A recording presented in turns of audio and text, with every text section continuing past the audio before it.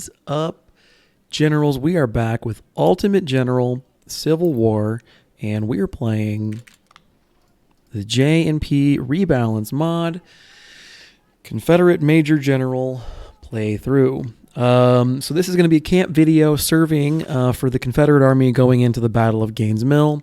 You'll notice it's quite a bit different than what you've seen thus far. So there's a couple of quick channel notes I want to get to. Do I have the ability to look at a different screen?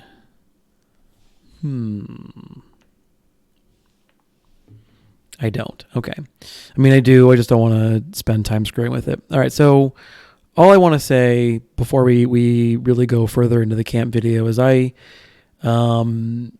maybe a couple of days ago, I ticked up over 100 subscribers, and I want to say thanks for the folks that watch, especially the folks that comment. You know, if you check me out every now and again, you click through and you move on with your life, I still really appreciate you stopping by.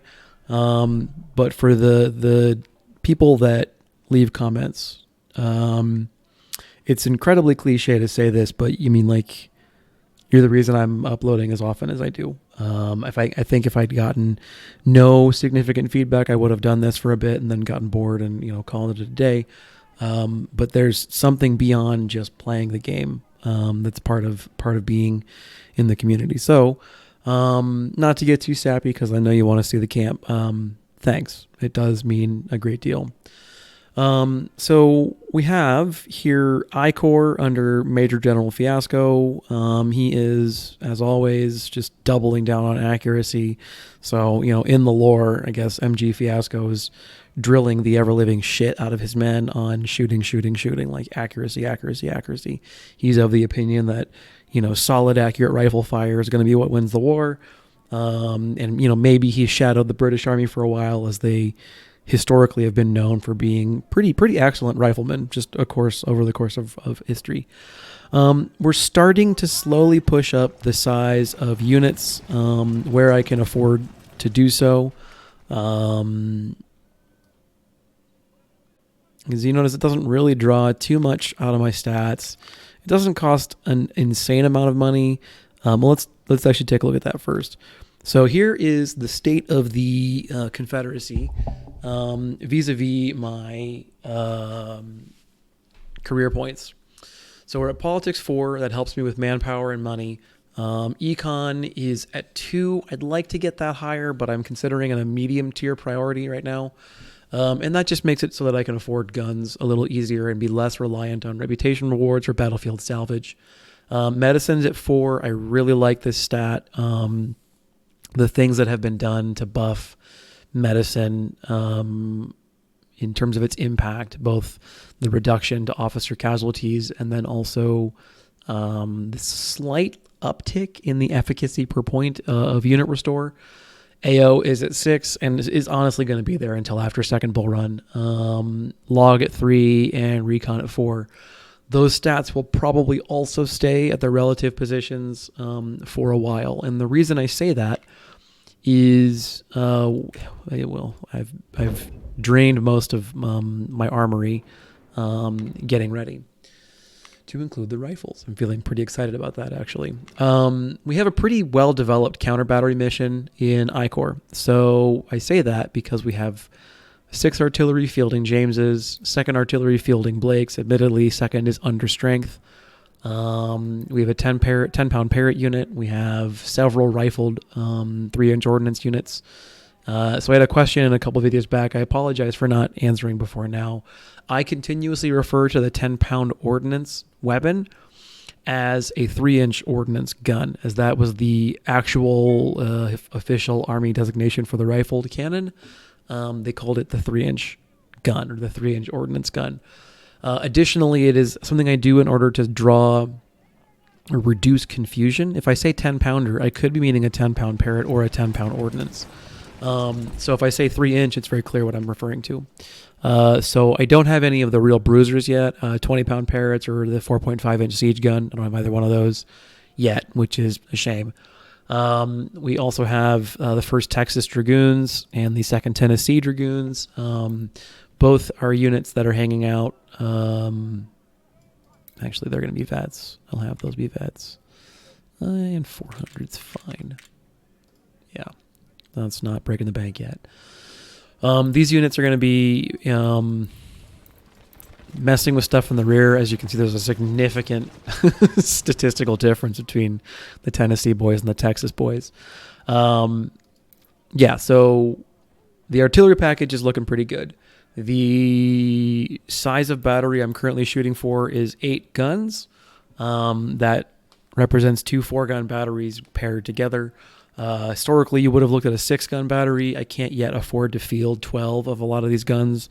First of all, I don't have 12 of a lot of these guns. And then secondly, I'm also concerned about scaling from the AI. With specific regard to artillery or cannons. The lethality of artillery is high in the rebalance versus its the base game competition. So let's go ahead and keep on bumping all these up to 1400 while I'm talking. The average Confederate rifle brigade is going to be 1400. You notice that's a new distinction. The Confederate rifle brigade will be at 1400. And where I can, I'm buying Harper's Ferries. I'm buying other good weapons.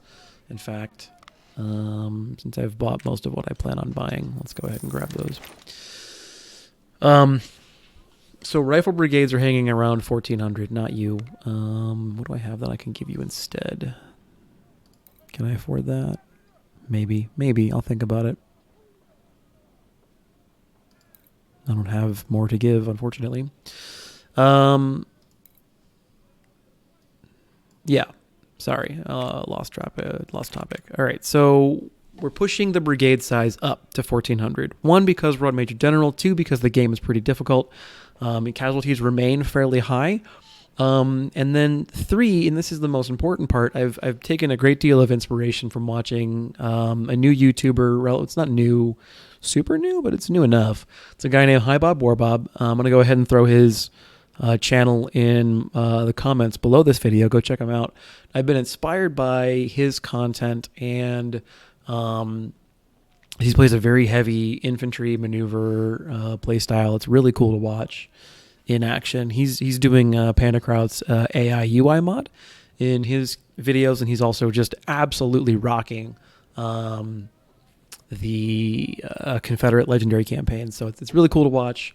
And as well, I've had some conversations offline with Pandakraut on the Discord. He posts that Discord on the forum link that this mod gets hosted on, and I believe he also posts it fairly often on the subreddit.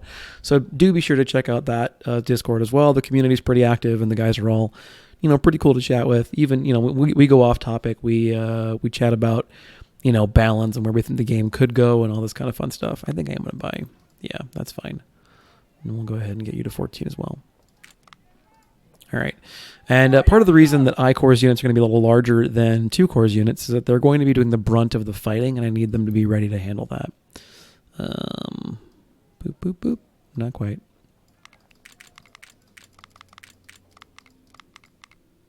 I mean, I suppose I could farm these out. Well, we'll see. I don't know. It's fine. All right, so I'm going to let the Napoleons bleed down a little bit, down to 8 guns, and then we'll have them all relatively, nice and orderly and all that kind of fun shit. And then you have the battering ram brigades. So these are units that are armed with weapons that I have in large abundance, which typically means percussion muskets or reboard muskets, but may later on mean 41s or whatever the Union drops in large number. I don't know. You'll notice I even sacrificed a unit starter to get this here. So 13th Florida, 12th Tennessee, 5th Florida, and 10th Georgia. These are going to be the units. A good example would be if you watched Port Republic. I had one unit that got continuously shelled, and I was frustrated because I'm playing that battle and there's not really any unit I'm willing to let stand in that line of fire for any significant length of time. So what do, right? So I just sort of suck it up and, take those casualties on a unit that's completely armed with Springfield 61s, which I have no way of buying. That felt bad. And it wasn't something that I could be like, it's a bad game design. It was me not playing it right. Additionally, Panda gave me some great commentary vis-a-vis the logic the AI utilizes to target their cannons. So I'll be trying to play around that and be careful of that going forward. So these units are, I mean, like meatball brigades, basically. So they're smoothbore units. They're supposed to just kind of stand there and trade blows. The hope, the thought, the worry, the intention, whatever is, they're so large they can just drop. They can absorb some of the losses. They can put insane volley fire out and that kind of thing just because they're larger volleys. And then as they begin to bleed down towards the size of these rifled brigades, by the time that happens, 2, 3, 4 battles into their rotation, I will have rifles to give them, and they'll transfer or become rifled infantry brigades, and then I'll create new meatball brigades. And if that needs to be the case, that I Corps maybe transfers some units over to 2 Corps or farms them down to 3 Corps as that, the war goes on, we'll do that. But we'll go ahead and keep I Corps as the frontline battle corps, and rotate units in and out as the case might be. So speaking of which, let's go ahead and consider things really quick. The division commanders are all high-level colonels, who are all like ready to tip themselves over to brigadier status. They're not quite there yet. Let's go to 2 Corps. So 2 Corps is Albert Sidney Johnston's unit, and he's training for speed. He's going the distance. Same deal, same thought process here.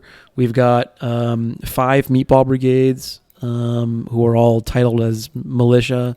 I rolled up what state they were going to be from, and I'm trying to churn through my manpower pool, and I'm trying to churn through every weapon I've got. And the thought process is that if I have weapons or rifles here and I leave them just sitting here, then I've got resources I'm just leaving to waste. So don't do that, basically. Sorry. So then we have 2 rifled brigades. They're using weapons that I've got in excess. Rifled units. They're still militia units, so I'm not relying on them to do a great deal of killing, but the thought process is that these guys form my front line, and these guys fight on the flanks and do some damage from there. We have, I haven't numbered these guys. The 3rd, 6th is the highest number, so it looks like 7th and 8th. All right. So this is 7th Ordnance. And that would be 8th Field Artillery.